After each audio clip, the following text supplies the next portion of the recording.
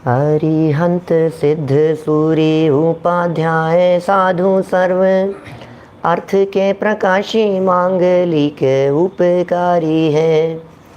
तिनको स्वरूप जान रागते भई जो भक्ति काय को नमाए स्तुति को उचारी है।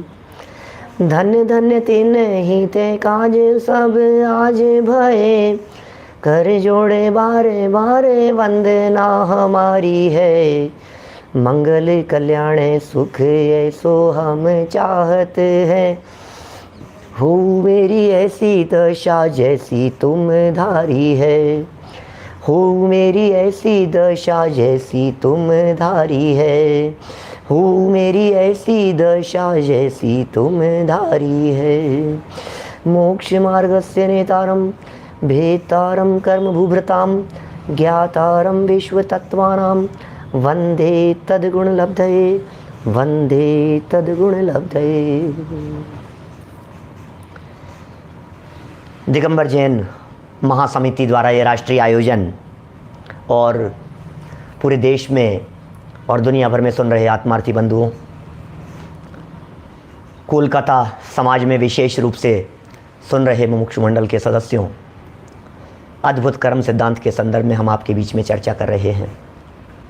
क्या है ये कर्म सिद्धांत, कैसा है कर्म और क्या है कर्मों का स्वरूप, इसे हम विविध आगम के शब्दों के आधार पर समझने का प्रयत्न कर रहे थे। और चलती हुई इस चर्चा में जो चर्चा हम आपके बीच में कर चुके हैं उसमें द्रव्य कर्म, भाव कर्म और नौ कर्म की चर्चा की है। पिछली बातों को कुछ भी रिपीट न करते हुए मैं सीधा डायरेक्ट विषय वस्तु पर आ जाता हूँ। द्रव्य कर्म, भाव कर्म और नौ कर्म क्या होते हैं? ये द्रव्य कर्म, भाव कर्म, नौ कर्म कैसे हैं ये द्रव्य, भाव, नौ कर्म? बोले द्रव्य कर्म बंधन है, द्रव्य कर्म। भाव कर्म बंधन का कारण है और जो नौ कर्म हैं ये उदय में प्राप्त स्थिति है। देखिए, चूंकि द्रव्य कर्म हमारे को दिखते नहीं है, क्या द्रव्य कर्म दिखते नहीं है, और भाव कर्म हमारे को महसूस करने में आते हैं और नौ कर्म दिखाई देते हैं, तो आपको भरोसा कैसे होगा कि द्रव्य कर्म है या नहीं है, कर्म है या नहीं है? हमें भरोसा नहीं होता है ना, कर्मों को देख करके हमें भरोसा नहीं होता है या नहीं है। क्या पता साहब किसने देखे कर्म? जैसे ईश्वर को किसी ने नहीं देखा ऐसे कर्मों को भी किसी ने नहीं देखा।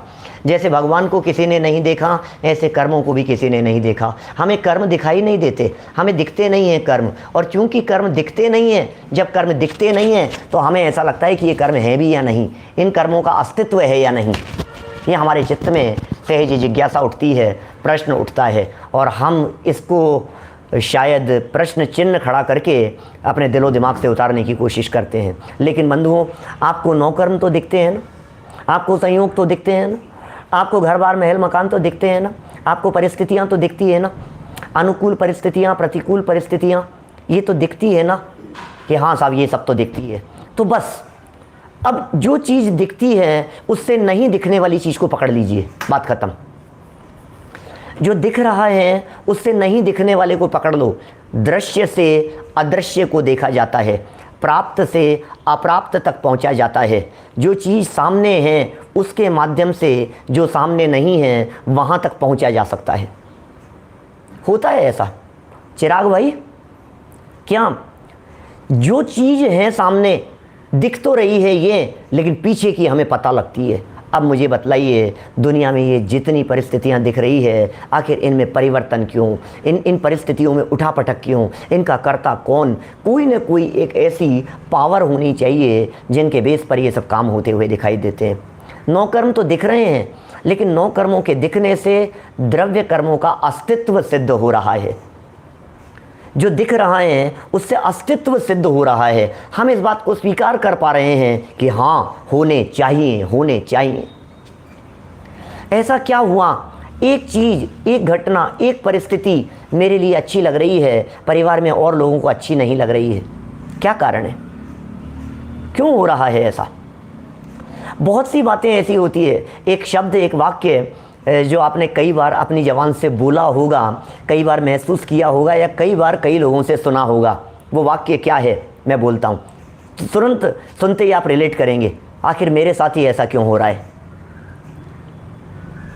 मेरे साथ ही ऐसा क्यों हो रहा है, मैंने क्या किया है यार ऐसा, मेरे साथ ऐसी परिस्थिति क्यों बन रही है, मैंने किसी का क्या बिगाड़ा है, मेरे ऊपर ही संकट क्यों आ रहे हैं, मेरे ऊपर ही इल्ज़ाम क्यों लगाया जा रहा है, मेरी कोई सुनता क्यों नहीं है, मेरी कोई मानता क्यों नहीं है, मेरे ऊपर झूठे इल्ज़ाम क्यों लगाए जा रहे हैं,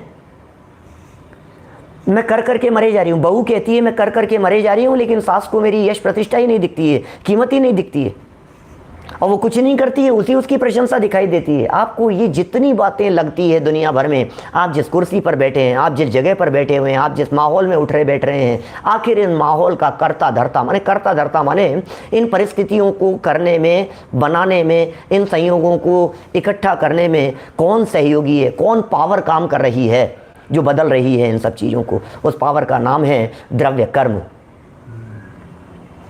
क्योंकि नौ कर्म में परिवर्तन दिख रहा है, इसलिए द्रव्य कर्म का अस्तित्व सिद्ध होता है, द्रव्य कर्म की सत्ता सिद्ध होती है। ये 3 तरह के कर्म कह दिए थे। कर्म कैमरे के समान है, कर्म तो कैमरा है, भाव कर्म क्लिक है, और 9 कर्म फोटो है। ये बातें सब आपके बीच में हुई थी। और इन 9 कर्म को ये किसके कहें हम, तो हमने कहा था भैया ये 9 कर्म हमारे नहीं हैं, ये सब के सब 9 कर्म कर्म के दिखाई देते हैं, क्योंकि इन पर 9 कर्मों पर यदि किसी की कंट्रोलिंग चलती है, व्यवहार नए से कह रहा हूँ यह कथन भी, तो वो कंट्रोलिंग भी कर्म की चल रही है। कितना पैसा होना, कितना चला जाना, कैसी कैसी स्थितियां बनना हमारे साथ में, सुबह से लेकर के शाम तक कितने प्रकार की परिस्थितियां बनेगी, ये सारी परिस्थितियां बोले द्रव्य कर्म, ये दिखा दी यहाँ पर, ये द्रव्य कर्म दिखा दिया यहाँ। क्या पांडे जी साहब ख्याल में आ रही है बात? क्या ये द्रव्य कर्म है, ये कर्म के 9 कर्म हैं। क्या ये कर्म के 9 कर्म हैं? अब कर्म पकड़ में आना जरूरी है, लेकिन ये कर्म काम क्या करते हैं? कल हमने आपको 8 कर्म दिखा दिए थे, द्रव्य कर्म, उनके भेद प्रभेद, ठीक है। द्रव्य कर्मों के नाम घातीय और अघातीय नाम के कर्म, उसमें ज्ञानावरण, दर्शनावरण, मोहनी, अंतराय, वेदनीय, आयु, नाम और गोत्र, 8 कर्म। ज्ञानावरण, दर्शनावरण, मोहनी, अंतराय, वेदनीय, आयु, नाम और गोत्र, ये 8 कर्म हैं। सुनो, इन कर्मों का फल दिखाएंगे आज, इन कर्मों के काम दिखाएंगे आज। हमें पता लगना चाहिए कि ये जो काम हो रहा है, इस काम के पीछे ये कर्म वाली पावर काम कर रही है। हमें भरोसा होना चाहिए, आखिर कौन खेल रहा है, ये फिरकी कौन ले रहा है, ये कौन कर रहा है, ये छेड़छाड़ कोई है करने वाला? बोलो कौन कर रहा है? तो बोले कर्म, पकड़ो उन कर्मों को, इन कर्मों के काम देखो, आखिर ये कर्म काम क्या करते हैं। ये कर्म 9 कर्म के माध्यम से अपने काम करते हुए दिखाई देते हैं। सबसे पहले कर्म का नाम है जिसने आत्मा को बांध रखा है और दिखते नहीं हैं हमारे को। ये जो कर्म हैं, इन कर्मों को बांधने के पीछे हमारे भाव काम करते हैं, और उन भावों के आधार पर ये कर्म बंधते भी हैं, पकड़ते भी हैं, और ये कर्म फल भी देते हैं। और कर्म, कल हमने एक जो महत्वपूर्ण बात कही थी, सच में उस बात को वापस एक बार थोड़ा सा पॉइंट को समझ लेना। हमारे दिलो दिमाग में जो ये रहता है ना, इसने किया और उसने किया, सबके अपने अपने कर्म है, व्यक्तिगत कर्म का काम है ये, इंडिविजुअल कर्म की बात है। क्या सबके इंडिविजुअल हैं, सबका दर्द अपना अपना है, सबका दुख अपना अपना है, सबकी तकलीफ अपनी अपनी है, हर व्यक्ति की अपनी निजी तकलीफें हैं। अजीत जी भाई साहब, हर व्यक्ति की तकलीफ अपनी अपनी है। किसी के कर्म के फल को यदि कोई भोगने वाला हो, तो मैं आपसे ही पूछता हूँ, चलिए आप ही बतला दीजिए कि आप किसके कर्म के फल को भोगने के लिए तैयार हैं? बोलो, कोई तैयार नहीं होगा दुनिया में। भैया उसका फल मैं क्यों भोगूंगा? गलती उसने की थी, सजा मुझे क्यों मिलेगी? कितना न्याय प्रैक्टिकल दिखाई देता है। हर व्यक्ति ये कहता है नहीं नहीं भैया, मुझे किसी का फल नहीं भोगना है, मुझे तो अपना ही, मुझे तो अपना ही, मुझे तो अपना ही। यही तो बात कह रहे हैं, सबको अपना अपना मिलता है। यही तो जैन सिद्धांत है। समूह में नहीं आता है, समूह में आते हुए भी इंडिविजुअल दिखाई देता है सबका अपना, समूह में आते हुए भी। आप समूह रूप से, अभी तो आयोजन ये ऑनलाइन चल रहे हैं अपने, लेकिन जब कभी किसी सभा में आयोजन होते हैं, जब किसी हॉल में आयोजन होते हैं, तो मैं आपसे पूछता हूं, अब ये जो हॉल मिला है, ये हॉल किसके कर्म से मिला? अब आप कहेंगे साहब सामूहिक है, साहब ये तो सामूहिक हॉल है, ये तो किसी एक के कर्म का उदय थोड़ी है, हर व्यक्ति का कर्म का उदय काम कर रहा है। आप जिस जगह पर आकर के बैठे हैं वहाँ पंखे की हवा आ रही है या नहीं, जिस कुर्सी पर बैठे हैं वो कुर्सी आपको कैसी फील हो रही है, वो जगह कैसी महसूस हो रही है, वहाँ कांटे चुभ रहे हैं कि चुभन हो रही है, कि गर्मी लग रही है, कि ठंड लग रही है, कि सही नहीं है, कि हिल नहीं पा रहे हैं, कि बोल नहीं, जो भी परिस्थिति बन रही है आपका व्यक्तिगत है। पैर के नीचे दरी है या नहीं है, पूरे हॉल लग रहा है 200 लोग बैठे हुए हैं, 500 लोग बैठे हुए हैं, 5000 लोग बैठे हुए हैं, इतना बड़ा हॉल है, लेकिन हर व्यक्ति अपने अपने कर्म के फल को भोग रहा है। कितने कर्मों के फल भोगने में आ रहे हैं? 8 बताए थे ना अभी, ये सब अलग अलग जो सामूहिक दिखाई दे रहे थे। कितने कर्मों के फल, बाढ़ भूकंप की स्थितियां, कितने कर्मों, सबको अपने अपने 8 कर्मों का फल भोगने को मिल रहा है। हर समय 8 कर्मों का फल भोग रहे हैं। कि भरोसा नहीं होता क्या? भरोसा नहीं होता तो आपको भरोसा करना पड़ेगा। अभी भी कर्म बांध भी रहे हैं और कर्म का फल भी मिल रहा है। जब कभी मैं कर्म के फल की बात करता हूँ, जब कभी मैं कर्म के उदय की बात करता हूँ, तो लोग ऐसा कहते हैं नहीं नहीं, कर्म का उदय तो आएगा, कभी आएगा, कभी आएगा सब। और क्या, जब संकट आते हैं ना तो कहते हैं कर्म का उदय आ गया। जब आफत आती है ना माथे पर तो कहते हैं कर्म का फल मिल रहा है। अरे भैया, अभी भी कर्म का फल मिल रहा है, इस समय भी कर्म का फल मिल रहा है भरत भाई, इस समय भी कर्म का फल मिल रहा है। और 8 कर्मों का फल मिल रहा है इस समय। आप कहेंगे कहाँ मिल रहा है इस समय कर्म का फल?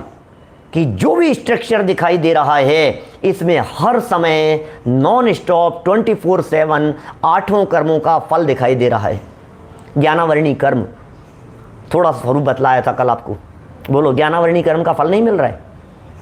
हमारे ज्ञान की जो नई जानने रूप अवस्था हो रही है, नहीं जान पा रहे हैं, ये फल मिल रहा है ज्ञानावरणी कर्म का। दर्शनावरणी कर्म का फल मिल रहा है, उदय आ रहा है अभी। मोहनी कर्म यदि वर्तमान में फल नहीं दे रहा हो तो क्या मिथ्या दृष्टि नहीं है? क्या कषाय नहीं है? क्या कषायों से रहित हो गए हैं? ये मोहनीय कर्म का काम है। अंतराय कर्म भी वर्तमान में है, वेदनीय कर्म भी है, आयु भी है, नाम भी है, गोत्र भी है। बोलो अभी कौन कौन से कर्म का उदय मिल रहा है? अभी मनुष्य आयु चल रही है या नहीं, एज, उम्र डे बाय डे चल रही है या नहीं, तो ये फल मिल रहा है ना। अरे यदि ये आयु कर्म अपना फल देना बंद कर देगा ना तो जीवन पूरा हो जाएगा भाई साहब, अभी इसी क्षण। इसका मतलब हर समय आयु का फल मिल रहा है हमारे को। ये शरीर जो भी पोजीशन है, ये नाम कर्म का फल मिल रहा है अभी हमारे को। सुंदर बदसूरत जैसा भी दिखाई दे रहा है, मौसम की जो परिस्थिति हो रही है, शरीर के ऊपर, तन पर कपड़े, हाथ में घड़ी, गले में चैन, हाथ में अंगूठी, नीचे का आसन, कुर्सी, चटाई, जमीन, टेबल, सामने रखा हुआ मोबाइल, लैपटॉप, टीवी की स्क्रीन, ये सब आपके वेदनीय कर्म का उदय चल रहा है। ये कर्म का उदय चल रहा है।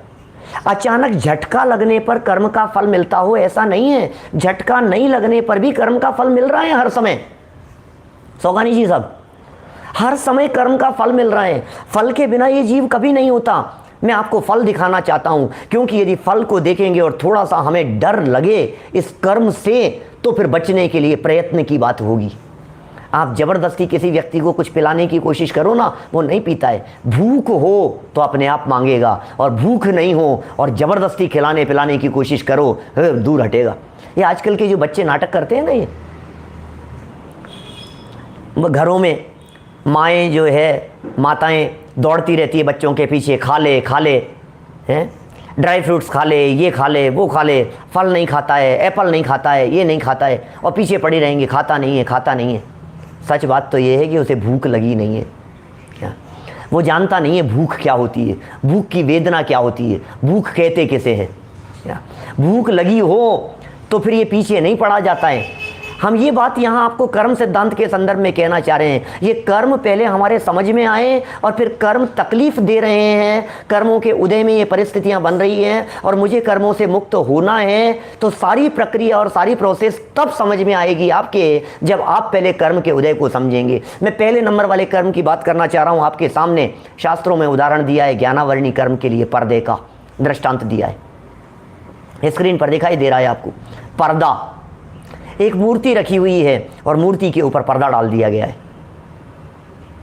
क्या प्रतिमा के ऊपर पर्दा डला हुआ है। देखो, जैसे पर्दा डल जाने पर पीछे रखी हुई मूर्ति दिखाई नहीं देती है, उसी तरह से ज्ञान के ऊपर जब ज्ञानावरणी नाम का कर्म आता है, ज्ञानावरणी नाम का कर्म जब उसका फल मिलता है तो ये ज्ञान जान नहीं पाता है। क्या होता है इस ज्ञानावरणी कर्म के फल में, क्या होता है इस ज्ञानावरणी कर्म के उदय में? देखो, ज्ञानावरणी कर्म के उदय में याद नहीं होता, समझ में नहीं आता, भूल जाते हैं, पता ही नहीं चलता, ज्ञान से ओझल हो जाती है कोई चीज। ये सब ज्ञानावरणी कर्म के उदय हैं। ज्ञानावरणी कर्म का उदय आता है तो स्मृति भंग हो जाती है, समझ से परे हो जाती है चीज। बहुत प्रयत्न करने पर भी चीज समझ में क्यों नहीं आ रही है? क्या कारण है उसके पीछे? ज्ञानावरणी कर्म का उदय है, इसलिए समझ में नहीं आ रही है। किसके ज्ञानावरणी कर्म का उदय? अपने ही ज्ञानावरणी कर्म का उदय है। क्यों नहीं याद हो रहा है? जयंतीलाल जी साहब, याद क्यों नहीं हो रहा है, बतलाइए। बादाम कम खाए थे क्या? बादाम खाने से याददाश्त बढ़ती है क्या? गलतफहमी में है।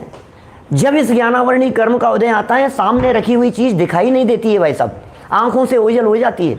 अलमारी के अंदर कोई चीज पड़ी हुई होती है और हम कहते हैं कि यार दिख नहीं रही है, और वाइफ है नहीं यहाँ, वो पियर गई हुई है। और नवीन सेन जी साहब अपन लगाते हैं कॉल कि वो कहाँ रखी हुई है बताना, कि अलमारी में है, कि अलमारी के सामने तो खड़ा हुआ हूँ, दिख नहीं रही, कि वहीं रखी हुई है, दिखता तो है नहीं आपको। रोजाना ये बातें हमें सुनने को मिलती है, दिखता तो है नहीं, वहीं देखो वहीं रखी हुई है। और फिर हम प्रयत्न करते हैं और हमें वो चीज वहीं रखी हुई दिखाई देने लग जाती है। बोलो, हमें लग जाता है ऐसा कि हमें दिखा, ये क्या हुआ, अभी नहीं दिख रही थी, ये ज्ञानावरणी कर्म का उदय है। अभी दिखने लग गई, ये ज्ञानावरणी कर्म का क्षयोपशम है। याद की हुई चीज भूल जाता है। जब प्रश्न पूछते हैं हम आपसे, आपको प्रश्नों का जवाब देते नहीं बनता है। एग्जाम देने के लिए जाता है, परीक्षा देता है, बच्चों की शिकायत होती है, पता नहीं बस यार, बस दिख तो रहा है, धुंधला सा दिख रहा है, ख्याल में नहीं आ रहा है, ख्याल में नहीं आ रहा है। ये क्या हो गया? ज्ञानावरणी कर्म का उदय है भाई साहब। ये ज्ञानावरणी कर्म के उदय से ऐसा होता है।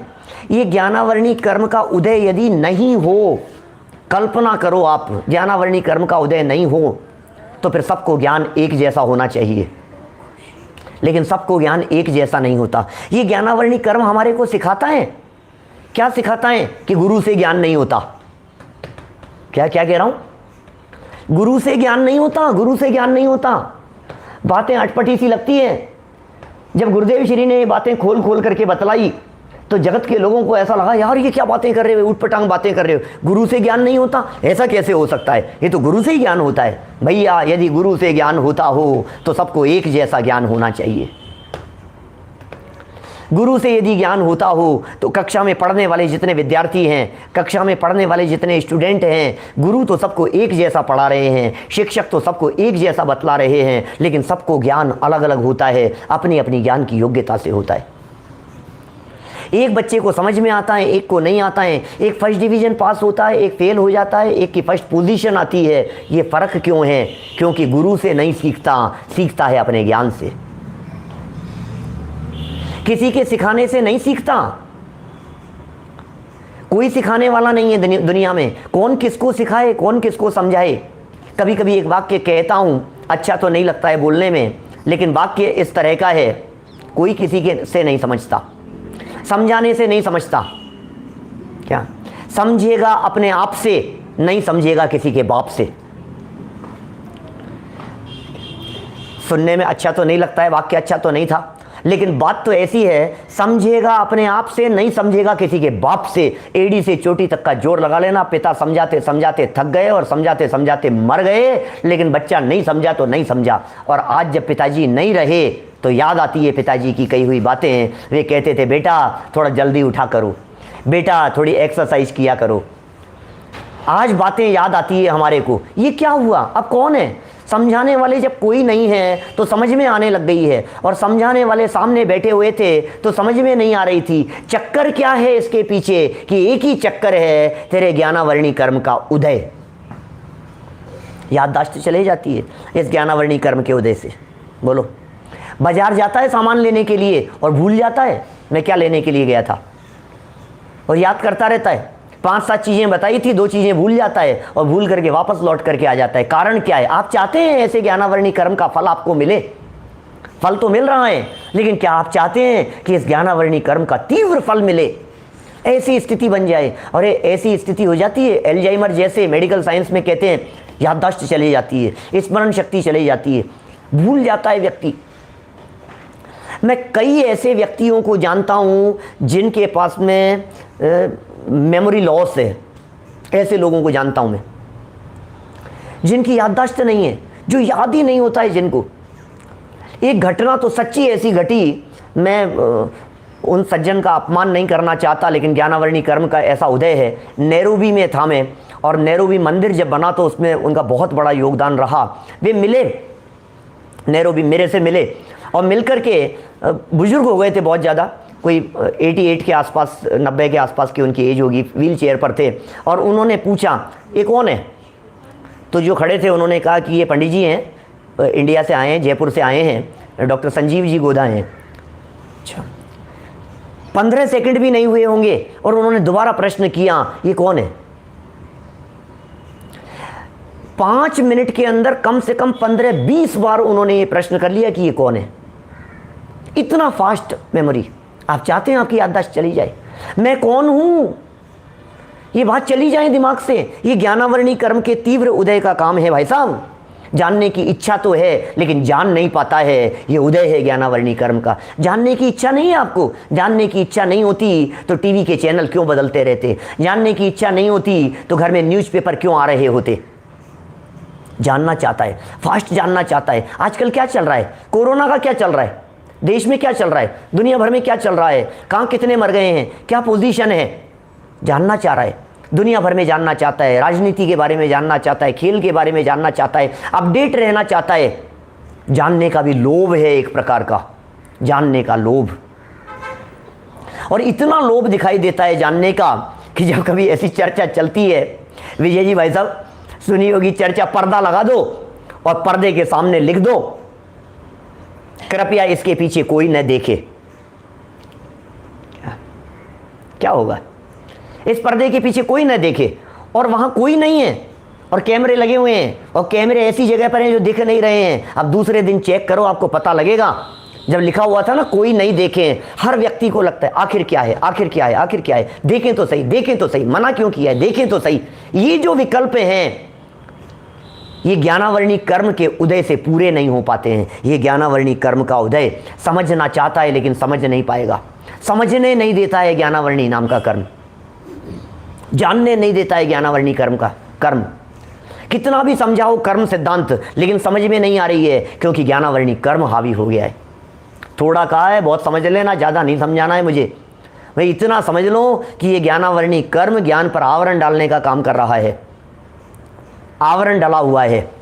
ये ज्ञानावरणी कर्म पर पदार्थों को जानने में तो बाधा उत्पन्न कर सकता है। एक मार्मिक बात कहता हूं, ये ज्ञानावरणी कर्म पर को जानने में तो बाधा उत्पन्न कर सकता है, लेकिन जब यह जीव अपने आप को जानने के लिए प्रयत्न करता है तो ये ज्ञानावरणी कर्म छोड़ करके भाग देता है, भाग जाता है ज्ञानावरणी कर्म।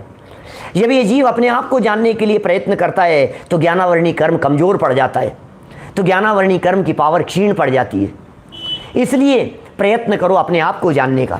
ये जैन दर्शन सिद्धांतों को जानने के लिए नहीं है, ये जैन दर्शन अपने आप को जानने के लिए। ये सिद्धांत भी सिद्धांतों को समझने के लिए नहीं है, ये सिद्धांत भी अपने आप को जानने के लिए। जैन दर्शन की पूरी साहित्य संरचना एकमात्र अपने आप को जानने की दृष्टि से हुई है। जानो अपने आप को, कौन हूं मैं, उसे जानने का प्रयत्न करो। ये सिखा रहे हैं यहाँ। ज्ञानावरणी कर्म, पर्दे का एग्जाम्पल देकर के चर्चा हो गई। दूसरे कर्म की तरफ बढ़ते हैं। नाम है उस कर्म का दर्शनावरणी। दर्शनावरणी नाम का कर्म, दर्शन पर आवरण। दर्शन, दर्शन माने देखना, देखा गया और उसके ऊपर हो गया आवरण, इसका नाम है दर्शनावरणी। मिलने नहीं देता। गोमट सार में एग्जाम्पल दिया इसके लिए, यहाँ लिखा है द्वारपाल। द्वारपाल का, पहरेदार का एग्जाम्पल दिया है, रोक देता है। ये चित्र दिख रहा है आपको स्क्रीन पर। ऊपर राजा बैठे हुए हैं और राजा किसी से कुछ सलाह मशवरा कर रहे हैं, और नीचे कोई एक सज्जन आए और आते हुए उनको रोक दिया चौकीदार ने, नहीं आप मिल नहीं सकते हो। दर्शनावरणी कर्म, दर्शन नहीं करने देगा, मिलने नहीं देगा। ऐसे काम दर्शनावरणी कर्म के लिए द्वारपाल का एग्जाम्पल दिया गया। क्या होता, इसके उदय में क्या स्थिति होती है? तो बताया ना, एक काम तो है दर्शन में बाधा और दूसरा काम है नींद। निद्रा भी दर्शनावरणी कर्म का काम है। नींद आ रही है, नींद क्यों आ रही है? दर्शनावरणी कर्म है जिसके उदय में नींद की परिस्थितियां बनती हुई दिखाई देती है। देखिए, मैं सब कर्मों के कार्य आपको बतला रहा हूं। यदि आप इन नींद की खतरनाक परिस्थितियों से छूटना चाहते हैं तो दर्शनावरणी से छूटना पड़ेगा। यदि आपको ज्ञानावरणी कर्म की खतरनाक उदयजन्य स्थिति से छूटना है तो आपको ज्ञानावरणी कर्म के बंधन के कारण से छूटना पड़ेगा। कितनी बार भूल जाते हैं, मिसअंडरस्टैंडिंग हो जाती है, याद नहीं रहता है, शक्ल देख करके पहचान नहीं पाते हैं। मेरे साथ तो बहुत होता है। दुनिया भर में घूमता हूं, चेहरे पहचानना भूल जाता हूं मैं, चेहरे याद नहीं आते। लोग ये कहते हैं पंडित जी पहचाना, अब उनको क्या कहें, क्या पहचाना, क्या कहें। हाँ देखा हुआ तो लग रहा है, कहीं देखा था, मालूम ही नहीं चलता है। ये ज्ञानावरणी कर्म कमजोर हैं। ज्ञानावरणी कर्म, दर्शनावरणी कर्म दर्शन नहीं करने देता, मिलने नहीं देता। 5 प्रकार की नींद कही है हमारे यहाँ शास्त्रों में। निद्रा भी 5 प्रकार की होती है। मैं कई बार बतलाता हूँ सभाओं में 5 प्रकार की निद्रा के संदर्भ में। आप जानते हैं नींद 5 प्रकार की। अपने कौन से प्रकार की नींद है, हमारे कौन सी प्रकार की नींद है, ये तो आप बतलाएंगे। आपकी हम कैसे जाने? आप कैसी नींद में सोते हैं ये आप ही जान सकते हैं, हमें नहीं पता। हम तो आपको 5 प्रकार की निद्रा, 5 प्रकार की नींद जो शास्त्रों में बतलाई है उसे आपको बतला सकते हैं। उल्लास भाई, 5 प्रकार की नींद। नंबर 1 प्रचला, नंबर 2 निद्रा, नंबर 3 प्रचला जो लिख रहे हैं वे लिख सकते हैं। नंबर 4 निद्रा और नंबर 5 स्त्यान गृद्धि। ये 5 प्रकार की निद्राएं। रपरिया जी साहब, 5 प्रकार की निद्राएं कौन से निद्राएं आपकी इन 5 में से? ये साहब अभी तो हम तो शब्द ही अटपटे से लग रहे हैं। नींद ही होती है हमारे तो बस, और तो क्या है? ये क्या है? प्रचला और स्त्यान गृद्धि और प्रचला और निद्रा, ये क्या चीजें हैं ये? कि सुनो, संक्षेप में बतलाता हूं, 2-3 मिनट में बात पूरी करता हूं। निद्रा से पहला शब्द है प्रचला। प्रचला होता है झपकी। पदम जी भाई साहब, ये जो प्रचला है, ये प्रचला क्या चीज है? प्रचला माने, मैं ऐसा कहता हूं, प्रचला निद्रा वाले जो लोग हैं, ये प्रचला निद्रा वाले लोग, इनकी मुख्यता से मुझे बहुत जगह दिखते हैं प्रवचन सभाओं में। प्रवचन सुनने वाले लोग ऊँघते रहते हैं, झपकी लेते रहते हैं, और ऐसी हल्की निद्रा होती है ये प्रचला वाली निद्रा। इतनी हल्की नींद होती है ये फर्स्ट वाली कि उस व्यक्ति को, बगल में बैठा हुआ व्यक्ति यदि हिलाए ना, अशोक जी भाई साहब, यदि हिलाए ना तो वो कहता है हाँ सुन रहा हूँ, सुन रहा हूँ। उसको पता ही नहीं लगता है कि मुझे नींद आ रही है। कदाचित खर्राटे तक आ जाए और बगल वाला कहे सो रहे हो, नहीं नहीं सो नहीं रहा, जग रहा हूं।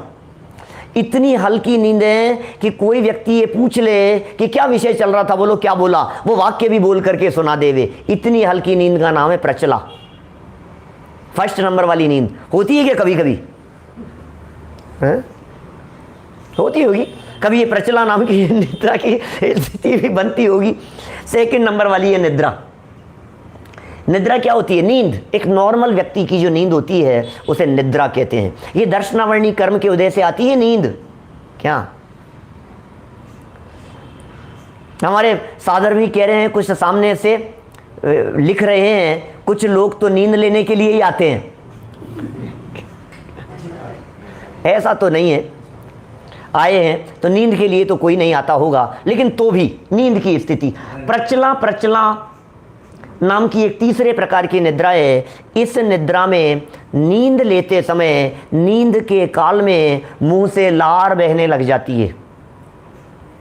नींद के काल में हाथ पांव पचाटने लग जाता है। नींद के काल में ये जीव बड़बड़ाने लगता है, शब्द निकलने लगते हैं। क्या अब आप कौन से निद्रा में सोते हैं इसका आपको नहीं पता, ये तो आपका पार्टनर बतलाएगा कि प्रचला में सो रहे हैं या नहीं, बड़बड़ाते तो नहीं है नींदों में। और नींदों में कोई व्यक्ति बड़बड़ाता हो और बेटर हाफ यदि हिला करके कहे कि क्या बोल रहे हो, कुछ नहीं बोल रहा मैं तो, ये निद्रा कहलाती है प्रचला नाम की नींद। तीसरे प्रकार की निद्रा है प्रचला। चौथे प्रकार की निद्रा होती है, ये निद्रा पे निद्रा है, माने नींद पे नींद। जगत में ऐसी कहावत है कुंभकर्ण जैसी नींद। कुंभकर्ण ऐसी नींद में नहीं सोते थे, कुंभकर्ण तो ज्ञानी थे, कुंभकर्ण तो मोक्ष गए हैं, कुंभकर्ण तो भगवान बने हैं। लेकिन जगत में ऐसा कहा जाता है कुंभकर्ण जैसी नींद, वो है निद्रा। उठाने से भी नहीं उठता, बार बार में हिलाते हैं तब भी नहीं उठता। बच्चे एग्जाम के दिनों में कह करके सोते हैं, मम्मी मुझे 5 बजे उठा देना, सुबह 4:30 बजे उठा देना, कल जल्दी उठ करके पढ़ूंगा। और जब सुबह उठाते हैं उसे, घड़ी देख करके चिल्लाता है, आपने मुझे उठाया क्यों नहीं? क्यों उठाया तो बहुत था तुझे, तू उठा ही नहीं। उठाते भी नहीं उठता है, नींद पे नींद आती चली जाए। जैकलेट होता है ना, जैकलेट के काल में ऐसी स्थिति होती है। जब डे नाइट चेंज होता है ना, विदेश में जाते हैं, दिन की जगह रात और रात की जगह दिन, तो ऐसी स्थिति बनती है कि नींद ऐसी आती है कि आपको होश नहीं हो कभी। एक बार तो जर्मनी में मेरी फ्लाइट छूटती रह गई, ऐसी खतरनाक नींद आई एयरपोर्ट पर।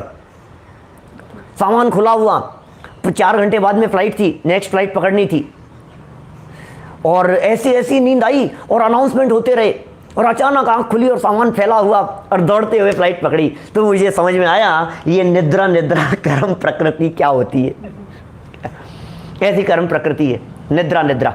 और एक अंतिम, ये दर्शनावर्णी कर्म की बात कर रहा हूं, दर्शनावर्णी कर्म के उदय की बात कर रहा हूं। जब ये हावी होता है तो कैसी परिस्थितियां बन जाती है। क्या अंतिम है स्त्यान गृद्धि नाम की कर्म प्रकृति। ये कर्म प्रकृति कैसी है? ये कर्म प्रकृति बीमारी जैसी दिखती है। डॉक्टर लोग इलाज कराते हैं, क्या डॉक्टरों से जाते हैं, दवाइयां लेते हैं कि भाई साहब ये बीमारी कैसी बीमारी है? नींदों में चलने की आदत। स्त्यान गृद्धि नाम की निद्रा जिनके होती है, इनके ऐसी नींद होती है, रात को उठ करके चलने लगे, घूम फिर करके आ जाए, कहीं जा करके आ जाए, किसी का कत्ल करके आ जाए, हत्या कर आए, बैंक लूट आए, चोरी कर आए, डाका डाले आए, अनिति अन्य न मालूम क्या क्या काम करके आ जाए और आकर के वापस सो जाए। सुबह किसी ने पूछा आप कहाँ गए थे, रात को कहाँ गए थे, कि कहीं नहीं। ऐसे भी 3 लोगों को जानता हूं मैं जिन लोगों को नींदों में चलने की आदत है। 3 लोग हैं मेरी निगाह में जिनको नींद में चलने की आदत है। और पता है उनके बारे में क्या कहते हैं? उनके रूम पार्टनर ने कहा वो नींद में चलने की आदत थी, तो कई बार तो वो डर गए कि यार ये उठ करके कहाँ चला जाता है रात को। पीछे देखा और फिर बाद में क्या किया उन्होंने, जो चल रहा था तो उसको घुमा दिया, तो वापस लौट करके कमरे में आ गया। बाद में कमरे का अंदर से ताला लगा करके सोने लगे। ऐसी बीमारी नींद में चलने की आदत। एक बहुत पहले नीलकमल याद दिला रहे हैं बहुत सारे लोग, क्या 30 साल पुरानी मूवी है राजेंद्र कुमार की। क्या नींदों में चलने की आदत थी, एक सॉन्ग बजता था और वो लेडी चले जाती थी, उठ करके चल देती थी। ये दर्शनावर्णी कर्म खतरनाक हैं। चलिए आगे बढ़ते हैं अपन तो मोहनीय कर्म की तरफ। अगले कर्म का नाम क्या है? मोहनीय। एक एग्जाम्पल दिया है इस मोहनीय कर्म के लिए, शराबी का। क्या शराबी का एग्जाम्पल देकर के चर्चा की है।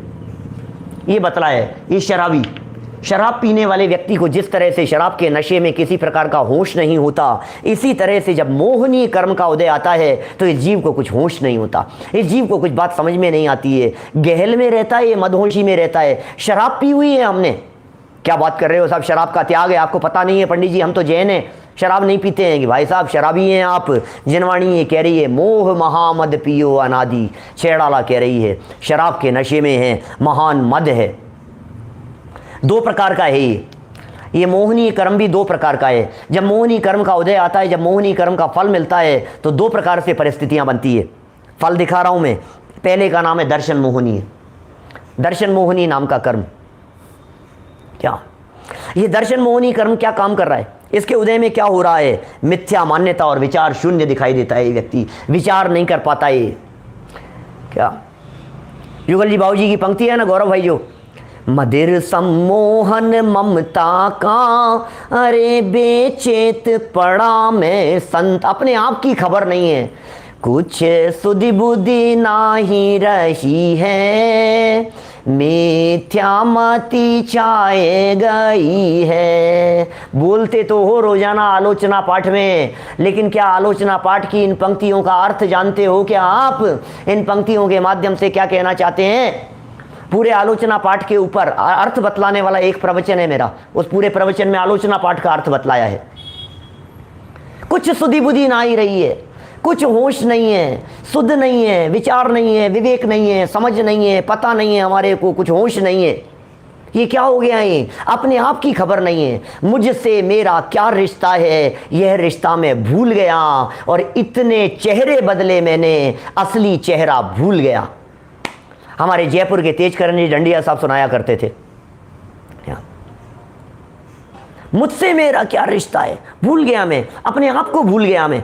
कभी हाथी बन गया, कभी घोड़ा बन गया, कभी मनुष्य बन गया, कभी बालक बन गया, कभी त्रियंच बन गया, कभी देवगति के अंदर चला गया। इतने चेहरे बदले, असली चेहरा ही भूल गया कि इन मुखौटों के पीछे रहने वाला कौन है। इन मुखौटों के पीछे रहने वाला एक चेतन, एक आत्मा, एक जीव तत्व, वो मैं हूं। भूल गया अपने आप को।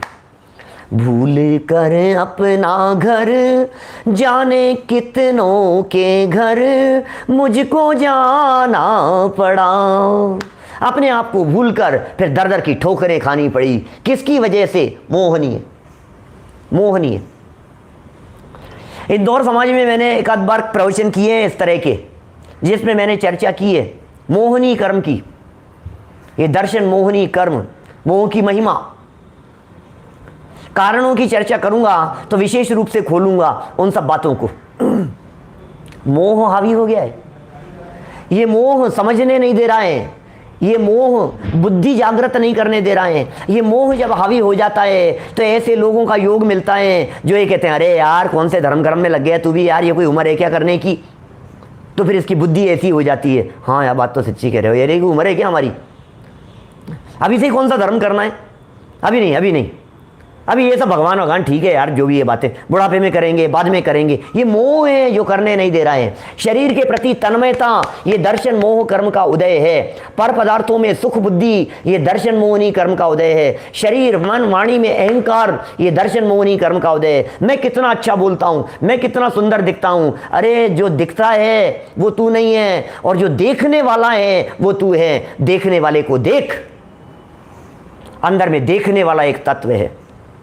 मैं दिखने वाला नहीं हूं, मैं देखने वाला हूं, और उसे देखो, वो दिखने में भी आ सकता है। हमारे भगवान ने उसे देखने की प्रेरणा दी है। देखो अपने आप को, दृष्टि हटाओ पर से, दृष्टि हटाओ दुनिया से, दृष्टि हटाओ सारे जगत से, और देखो अपने आप को, मैं कौन हूं, मैं कहां से आया हूं, मेरा क्या स्वरूप है। दिखेंगे आपको परिस्थितियां, परिस्थितियां दिखेगी, 9 कर्म दिखाई देंगे, 9 कर्म से भाव कर्म पकड़ में आएंगे, लेकिन भाव कर्म मैं नहीं हूं, भाव कर्म करने वाला वो मैं हूं। भाव कर्म मैं नहीं हूं, भाव कर्म को जानने वाला वो मैं हूं। जानने वाला तत्व मैं हूं, देखने वाला तत्व मैं हूं, जाननहार तत्व मैं हूं, ज्ञान का घनपिंड मैं हूं, ज्ञायक स्वभावी मैं हूं। उसे पहचानना है। ये सारी कवायत जितनी भी की जा रही है, ये सब मैं को जानने के लिए है। मैं अपने आप को भूल गया, मैं की खबर नहीं है मुझे। कौन है ये? मैं की खबर नहीं है। ये क्यों हो रही है परिस्थिति? बोले मोहनी है, मोहनी है। अपन पता है क्या समझते हैं? बाल बच्चों के प्रति वाले मोह को मोह समझते हैं। हम ऐसा समझते हैं ये मोह है। हम ऐसा समझते हैं बच्चों के प्रति, हम ऐसा समझते हैं यार बच्चों के प्रति बहुत ही मोह है, परिवार के प्रति बहुत ही मोह है। अरे जिनवाणी बच्चों के प्रति मोह वाले को तो मोह कहती ही है, उसमें कोई ज़्यादा दम नहीं है।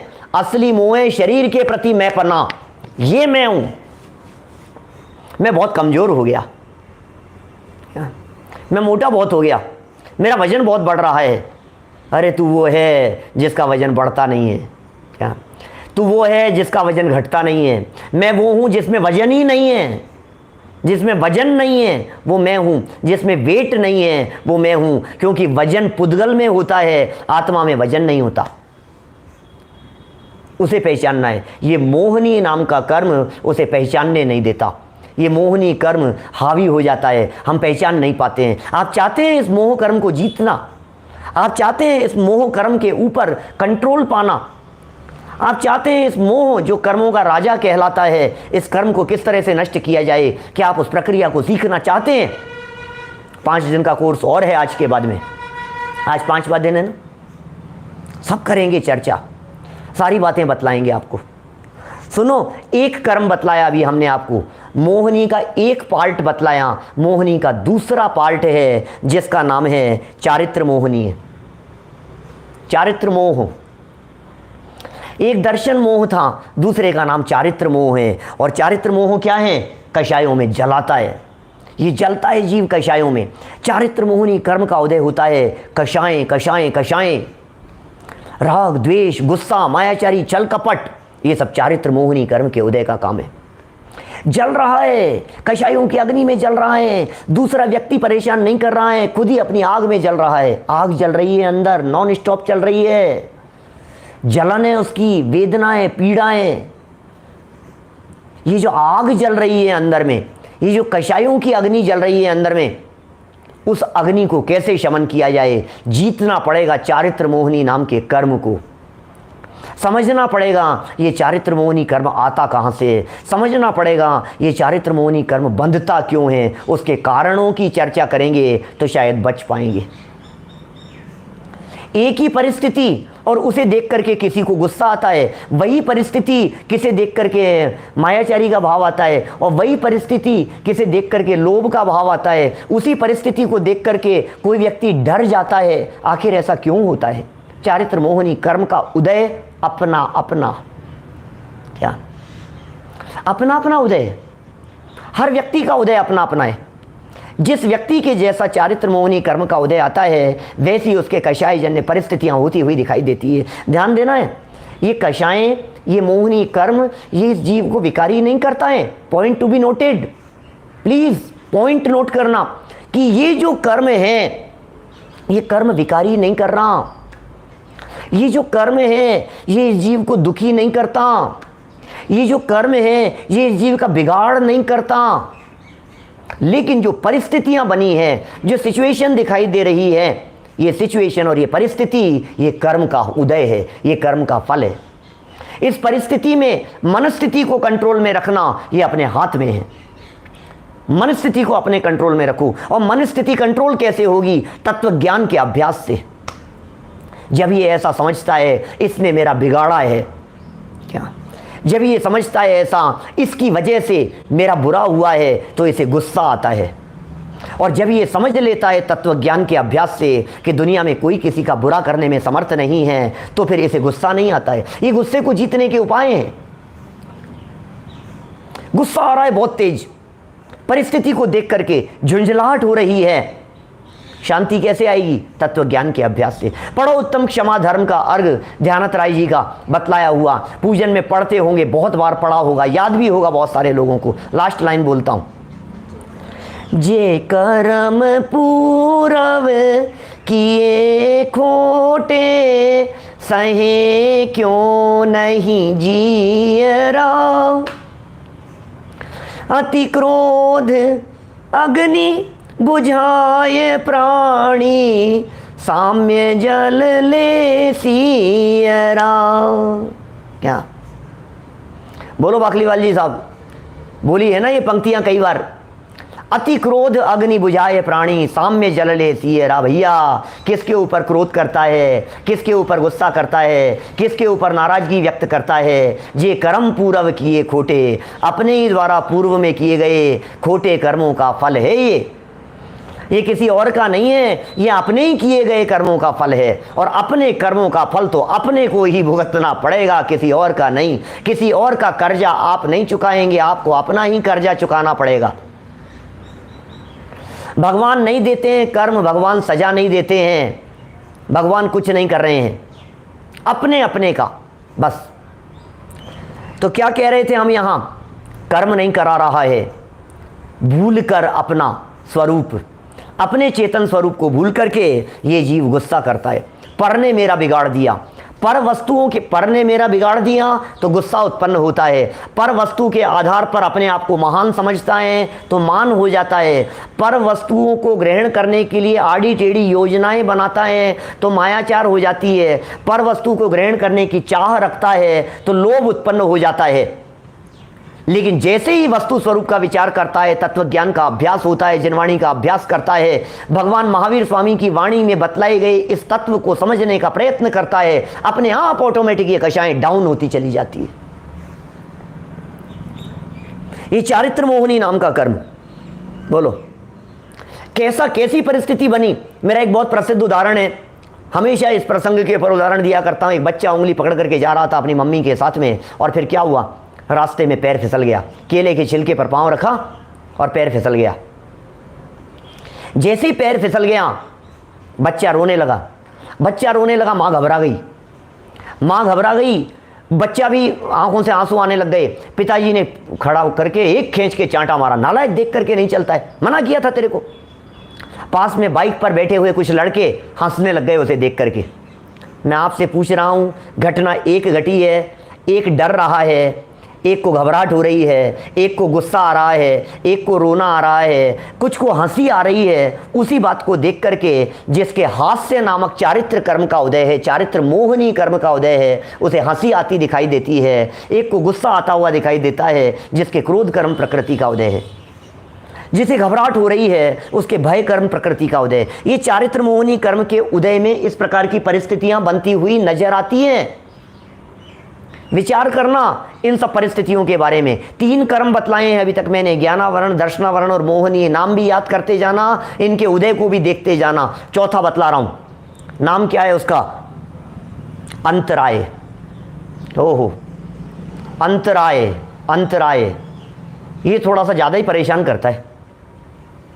अंतराय कर्म क्या होता है? ये अंतराय कर्म, इसके लिए एग्जाम्पल दिया है शास्त्रों में, खजांची का, कैशियर का, मुनीम जी का। राजा किसी को दान देने के लिए तैयारी कर रहा है, दान देने के लिए प्रयत्नशील है, और मुनीम जी ने रोक दिया। अरे महाराज इतना क्या करोगे, इतने से में ही काम चल जाएगा। अंतराय खजांची का एग्जाम्पल देकर के बात की गई। होता क्या है इस कर्म के उदय में? इस कर्म के उदय में होता क्या है? अंतराय का उदय जब आता है, तब जब इसका फल मिलता है तो परिस्थितियां कैसी होती है? बोले इसके फल में चाहा हुआ नहीं होता। ओहो, इसके फल में चाहा हुआ काम नहीं होता। चाहता रहता है, काम होता नहीं है, चाहता रहता है, काम होता नहीं है। इच्छाएं होती रहती है, काश ऐसा हो जाए, काश ऐसा हो जाए। और इतना ही नहीं, होते हुए काम भी अटक जाते हैं। ये अंतराय कर्म का उदय है। अपने अंतराय कर्म का उदय दोष देता है दुनिया को। अंतराय कर्म का उदय मेरा है, बांधा हुआ मेरा है, और इल्जाम लगा रहा है इसने मेरा काम अटका दिया है। गलत फहमी में। भाई साहब, कर्म अपना है, कौन किसके काम अटकाता है? किसी के अटकाने से किसी के काम नहीं अटकते हैं। क्या किसी के अटकाने से किसी के काम नहीं अटकेंगे, कोई बिगाड़ने वाला नहीं है। क्या प्रभु मेरी अटक रही है, प्रभु मेरी बिगड़ी बना देना। मंझदार में है नैया, प्रभु पार लगा देना। पारस प्रभु जी पार लगा दो मेरी ये, हे भगवान मेरा ये काम अटक गया है प्रभु, हे प्रभु बस आप ही कर सकते हो। भगवान करेंगे। भगवान यदि करने वाले होंगे तो क्या होगा इस कर्म सिद्धांत का, क्या होगा अंतराय कर्म का। और यदि मेरे अंतराय कर्म का उदय है, यदि मेरे ही अंतराय कर्म का उदय है, चांदीवाल जी साहब, यदि मेरे ही कर्म का उदय है मान लीजिए, तो फिर भगवान उसे बदल कैसे देंगे। और यदि बदल देंगे तो शरण जो अपराधी को दे, अरे अपराधी वह भगवान। अनर्थ हो जाएगा भाई साहब, अनर्थ हो जाएगा। मान्यताएं सुधारना, अपनी मान्यताएं सुधारना। ये कर्म सिद्धांत कर्तृत्व की मान्यता को तोड़ा रहा है। भगवान तो करता धरता है ही नहीं, हम भी करता धरता नहीं है। भगवान तो करता धरता है ही नहीं, कोई दूसरा भी मेरा सुधार बिगाड़ करने में समर्थ नहीं है। पर के ऊपर जितनी ब्लेमिंग की जाती है, पर के ऊपर जितने आक्षेप लगाए जाते हैं, दूसरों के ऊपर जितनी उंगलियां उठाई जाती है, दूसरों के ऊपर जितने ऐसे कहे जाते हैं, इसने सारा काम बिगाड़ दिया, इसने सारा काम बिगाड़ दिया। जैसे ही अंतराय कर्म समझ में आता है, बात समझ में आ जाती है, कौन बिगाड़े भाई साहब, कौन बिगाड़े। अंदर में उदय बदल जाता है तो काम बिगड़ते हुए नजर आते हैं, काम अटकते हुए नजर आते हैं। और जब अंतराय कर्म का उदय मंद होता है तो काम होते नजर आते हैं। फील करते हैं हम ऐसा, हमें इस प्रकार की फीलिंग होती है, हमारे दिलो दिमाग में कुछ इस प्रकार की बातें आ जाती हैं। कमल जी बढ़ जाते हैं सब, इस प्रकार की बातें आ जाती हैं हमारे दिमाग में। बोरा जी साहब कोटा से बढ़ जाते हैं जी, मुंबई से। बहुत बहुत बातें हमारे दिलो दिमाग में इस तरह की बातें आ जाती है। हमें ऐसे लगता है यार ये काम तो सच में, ये आदमी इस ऑफिस में बैठा हुआ है, इस आदमी को हटा दो यार यहाँ से। बोलो क्या करें। खूब अप्रोच है हमारी, खूब चलती है समाज में, देश में, दुनिया में, सारे बड़े बड़े लोगों से पहचान है। आप तो बताओ काम क्या कराना है, आदेश दो। आप तो आप आदेश दो, आप जैसा आदेश दो, फटाफट ऐसे ऐसे काम करवा दूंगा मैं। बोलो तो सही आपको काम क्या कराना है, ट्रांसफर करा दूं उसका, अटका रहा है वो आपके काम। क्या हाँ पंडित जी करवा दो आप, ठीक है चलो कोई बात नहीं, चिंता मत करो, 2 महीने के अंदर अंदर उस आदमी का ट्रांसफर हो जाएगा। गवर्नमेंट ऑफिस से ट्रांसफर करवा दिया हमने उसका। किस लिए? फाइल अटका रखी थी उसने हमारी। अब क्या करें, अब तो काम हो जाएगा ना। कि सुनो, अब उसका एक और बाप आता है नया, उसकी जगह पर जो दूसरा आ गया, अब वो और ज्यादा काम अटकाता है। अरे व्यक्ति बदल देने से उदय नहीं बदल जाता, परिस्थिति बदल, मतलब हम जगह बदल ले वे, हम व्यक्ति बदल ले वे, हम माहौल बदल ले वे, और हम ये सोचें कि इससे उदय बदल जाएगा, ऐसा नहीं होता है। मैं कभी कभी वास्तु के संदर्भ में कहता हूं लोगों से ये बात। आज सारे समाज में वास्तु वास्तु वास्तु वास्तु चलता रहता है ना, मंत्र तंत्र और वास्तु का बोलबाला दिखाई देता है चारों तरफ। ये कहते हैं इसकी दिशा बदल लो, ये कहते हैं ये खिड़की इधर निकाल लो, ये कहते हैं ये दरवाजा इधर कर लो, ये कहते हैं इसको ऐसे कर लो, इसको तोड़ फोड़ कर लो। इतने परिवार, कई तो परिवार ऐसे हैं मेरे परिचित लोगों में जिन्होंने जिंदगी भर मकान के अंदर तोड़ फोड़ ही करते रहे, लेकिन उसके बावजूद भी कुछ नहीं हो सका। पूरे जीवन भर, पिछले 20 साल से, लास्ट 20 ईयर्स तोड़ फोड़ चल रही है।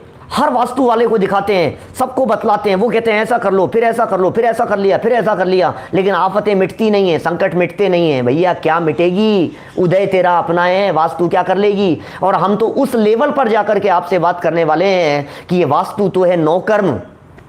सुनना ध्यान से, वास्तु तो है नौकर्म। ये नौकर्म क्या बिगाड़ लेगा, द्रव्य कर्म भी तेरा बिगाड़ने में समर्थ नहीं है। क्या कहा? ये नौकर्म है, ये नौकर्म क्या बिगाड़ेगा, द्रव्य कर्म भी बिगाड़ने में समर्थ नहीं है।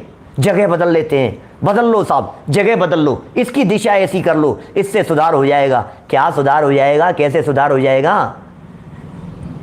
कई लोग ऐसी बातें कहते हैं, हमारे यहाँ जैन परंपरा में भी तो है साहब, जैन आगम शास्त्रों के अंदर मिलती है साहब, वास्तु की चर्चाएं मिलती है, हमारे शास्त्रों में भी मिलती है। ठीक है मिलती है, लेकिन पता है वास्तु क्या होता है, वास्तु क्या चीज होती है? वास्तु शब्द का प्रयोग इस इतिहास में सबसे पहले किसने किया है जानते हैं आप? आपको तो पता ही नहीं है।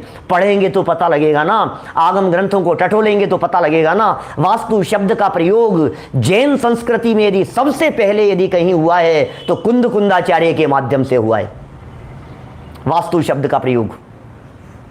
और वो प्रयोग किया है उन्होंने प्रवचन सार की 99वीं गाथा में अमृतचंद्राचार्य ने प्रयोग किया है। द्रव्य का वास्तु कहकर के पुकारा है, द्रव्य का वास्तु कहकर के पुकारा है। असंख्यात प्रदेशी द्रव्य ये उसका वास्तु है।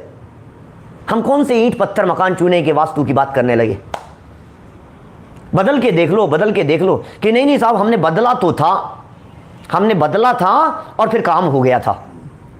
पंडित जी सही कह रहा हूं मैं, हमने जगह बदली थी और काम बदल गया था। अरे जगह बदलने से जो काम बदल गया था, सच्चाई यह है कि जगह तो बदलती हुई दिखाई दी और अंदर में तेरे जो अंतराय कर्म का उदय था वो उदय बदल गया था। क्या समझ में आ रही है बात? तो तुम्हें ऐसा भ्रम हो गया कि जगह बदलने से काम हो गया।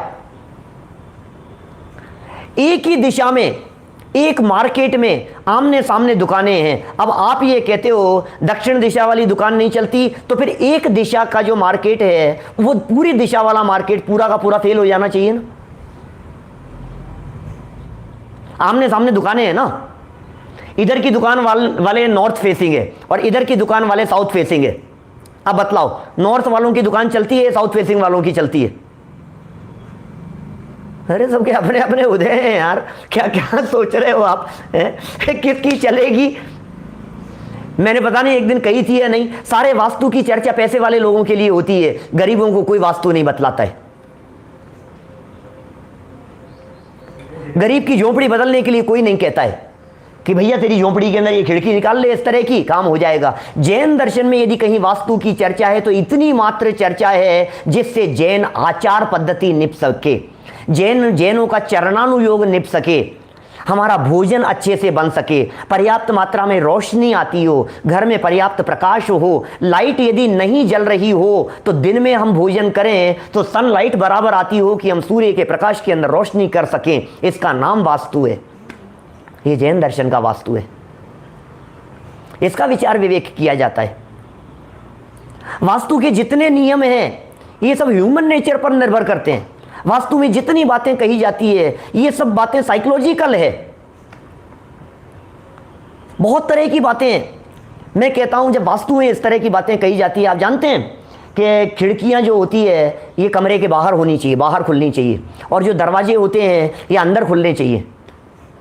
कि क्यों साहब खिड़कियां बाहर क्यों खुलनी चाहिए? खिड़कियां बाहर इसलिए खुलनी चाहिए क्योंकि घर में रहेगी तो आपके आते जाते हुए टकराएगी, जगह रोकेगी, आप सोफा नहीं लगा पाएंगे, आप व्यवस्थित नहीं कर पाएंगे, इसलिए खिड़कियां मकान के बाहर खुलनी चाहिए। तो फिर दरवाजे अंदर क्यों खुलने चाहिए? ये बिल्कुल प्रैक्टिकल है। बाहर से किसी ने आकर के बेल बजाई, टिन टिन, अब आप क्या करेंगे? दरवाजा यदि बाहर खुलता होगा तो क्या होगा? अंदर खुलना स्वागत का प्रतीक है। हमने अंदर दरवाजा खोला, आइए पधारिए, और बाहर व्यक्ति खड़ा हुआ है, दरवाजा बाहर खोला, क्या होगा? तो ये चीजें सब प्रैक्टिकल चीजें हैं।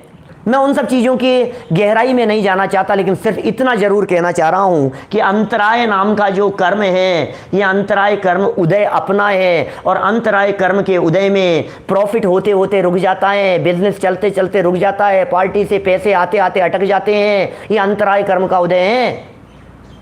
क्या आप चाहते हैं ऐसे अंतराय कर्म का उदय आपके ऊपर आए? क्या आप चाहते हैं इस तरह की परिस्थितियां हमारे साथ में बने? चार घातीय कर्मों की चर्चा की आज आपके बीच में। ज्ञानावर्णी, दर्शनावर्णी, मोहनी, अंतराय, ये चारों कर्म घात करने वाले हैं, स्वभाव का घात करने वाले हैं, घात में निमित्त बनने वाले हैं। लेकिन हे जीव, तू अपने स्वरूप को पहचान। हे जीव, तू इन कर्मों से दृष्टि हटा। ये कर्म संयोग उपस्थित कर देंगे, ये कर्म परिस्थितियां क्रिएट कर देंगे, लेकिन परिस्थितियों को कैसे देखना ये कर्म नहीं, ये अपने ऊपर निर्भर करता है। संभालें अपने आप को, जानें अपने आप को, देखें अपने आप को। इसमें कर्म कुछ नहीं कर सकता है। कर्म बिगाड़ेगा नहीं, परिस्थिति क्रिएट कर दी, अब तू उसमें बिगड़ा हुआ मान रहा है कि सुधरा हुआ मान रहा है। मैं आपसे कहता हूं, ये अंतराय कर्म के उदय ने मेरा पैसा अटका दिया, तो क्या अटक गया बोलो? पैसा अटका दिया अंतराय कर्म के उदय से, और साहब बहुत नुकसान हो गया, अरे भाई साहब बहुत नुकसान हो गया। अरे लेकिन तेरा क्या नुकसान हो गया ये तो बतला, लेकर के क्या आया था जिसका नुकसान हो गया है? नहीं साहब बढ़ गया मजा आ गया। अरे क्या बढ़ गया, तुझमें क्या बढ़ गया पैसे के बढ़ जाने से? श्रीमद् राजचंद्र जी साहब की पंक्तियां हैं, लक्ष्मी बड़ी अधिकार भी पर बढ़ गया क्या बोलिए। लक्ष्मी बढ़ गई, अधिकार बढ़ गया, प्रभुत्व बढ़ गया, लेकिन तुझ में क्या बढ़ गया भैया? नहीं बढ़ने वाला, नहीं बदलने वाला एक तत्व जो अंदर में बैठा हुआ है, वो दृष्टि देने योग्य है, वो जानने योग्य है, वो स्वीकार करने योग्य है। इन कर्मों को समझने से दूसरों के ऊपर दोषारोपण करने की बुद्धि निपट जाती है। इन कर्मों को समझने से ब्लेम करना बंद कर देंगे आप दूसरों के ऊपर, लेकिन विचार करना पड़ेगा। इन कर्मों के संदर्भ में विचार करना पड़ेगा। गहराई से विचार करो, गहराई से चिंतन करो, गहराई से समझो, गहराई से इन बातों को स्वीकार करो। ये सत्य है जो स्वीकार करने योग्य है। हम सभी इस सत्य को समझें और इस सत्य को स्वीकार करके सत्य को उपलब्ध हों। इसी मंगल भावना से बात को यहीं विराम देता हूं।